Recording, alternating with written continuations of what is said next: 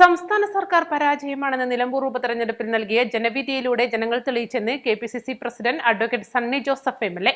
മലപ്പുറത്ത് സമരപ്രഖ്യാപന കൺവെൻഷനും നേതാക്കൾക്കുള്ള സ്വീകരണവും ഉദ്ഘാടനം ചെയ്യുകയായിരുന്നു അദ്ദേഹം.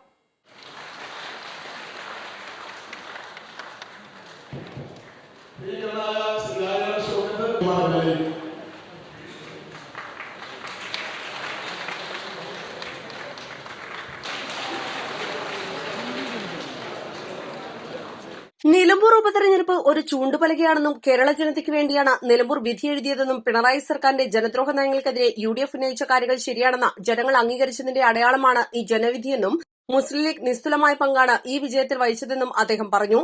പുതിയ കെപിസിസി വർക്കിംഗ് പ്രസിഡന്റുമാർ വെറും വർക്കിംഗ് പ്രസിഡന്റുമാരല്ല, ഹാർഡ് വർക്കിംഗ് പ്രസിഡന്റുമാരാണ്. എപി അനിൽകുമാറിന്റെ നേതൃത്വത്തിലുള്ള കെപിസിസി വർക്കിംഗ് പ്രസിഡന്റുമാർ തെരഞ്ഞെടുപ്പ് പ്രഖ്യാപിച്ചതു മുതൽ ശക്തമായ പ്രവർത്തനങ്ങളാണ് നടത്തിയത്.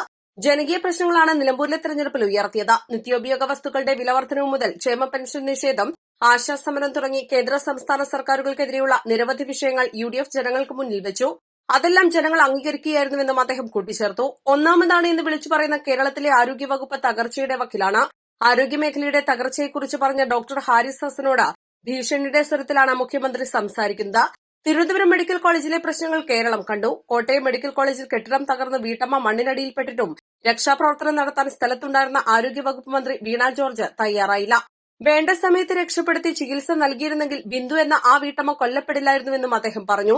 നിലമ്പൂർ ഉപതെരഞ്ഞെടുപ്പ് പ്രതീക്ഷ നൽകുന്നതാണ്. വരുന്ന തദ്ദേശ തെരഞ്ഞെടുപ്പിലും തുടർന്നുള്ള നിയമസഭാ തെരഞ്ഞെടുപ്പിലും ഉയർന്ന വിജയമാണ് ലക്ഷ്യമെന്നും ഓരോ പ്രവർത്തകരും ശക്തമായി രംഗത്തിറങ്ങണമെന്നും അദ്ദേഹം കൂട്ടിച്ചേർത്തു.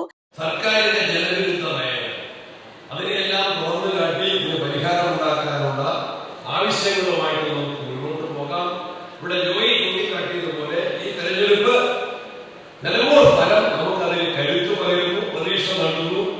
ഇനിയും നമുക്ക് കേട്ട ഗാനങ്ങൾ മധുരമുള്ളവയാണെങ്കിൽ ഇനിയും കേൾക്കാനുള്ള ഗാനങ്ങൾ കൂടുതൽ മാധുര്യമേറിയവയാണ്. ഇനിയും നമ്മുടെ ഉത്തരവാദിത്തങ്ങൾ വലുതാണ്. തദ്ദേശ തെരഞ്ഞെടുപ്പ് മലപ്പുറം ജില്ലയിലെ മുഴുവൻ സീറ്റും നമുക്ക് ജയിക്കാൻ സാധിക്കും.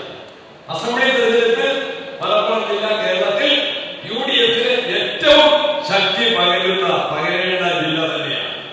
അതിൽ കോൺഗ്രസിന്റെ പ്രവർത്തകന്മാർ, നേതാക്കന്മാർ ഒറ്റക്കെട്ടായി ഇന്ന് ഈ രണ്ട് തെരഞ്ഞെടുപ്പുകൾക്ക് വേണ്ടിയുള്ള ഒരുക്കങ്ങൾ ആരംഭിച്ചു കഴിഞ്ഞു. അതുമായിട്ട് നമുക്ക് ശക്തമായി മുന്നോട്ട് പോകാം. ജനകീയ സമരങ്ങളുമായി മുന്നോട്ട് പോകാം. 8-ാം തീയതി താലൂക്ക് ആശുപത്രികളുടെ മുൻപിൽ സമരമാണ്. കഴിഞ്ഞ ദിവസം നമ്മൾ മഞ്ചേരി മെഡിക്കൽ കോളേജിൽ സമരം നടത്തി. യുഡിഎഫ് ആരംഭിച്ച മെഡിക്കൽ കോളേജാണ്. ആ മെഡിക്കൽ കോളേജിന്റെ വികസനത്തിന് ഈ സർക്കാർ യാതൊന്നും ചെയ്യുന്നില്ല. അത് മഞ്ചേരി മാത്രമല്ല, യുഡിഎഫ് ആരംഭിച്ച കേരളത്തിലെ മറ്റ് മെഡിക്കൽ കോളേജുകളിൽ ചടങ്ങിൽ ജില്ലയിൽ നിന്നും വർക്കിംഗ് പ്രസിഡന്റായി തെരഞ്ഞെടുത്ത എപി അനിൽകുമാറിനും നിലമ്പൂർ എംഎൽഎ ആര്യടൻ ഷൗക്കത്തിനും സ്വീകരണം നൽകി. Malappuram DCC president advocate V S Joy അധ്യക്ഷത വഹിച്ചു.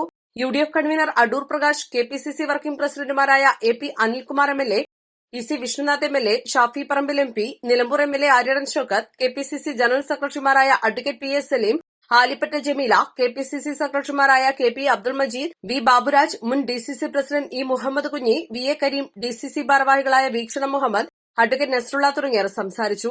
East live, Malappuram.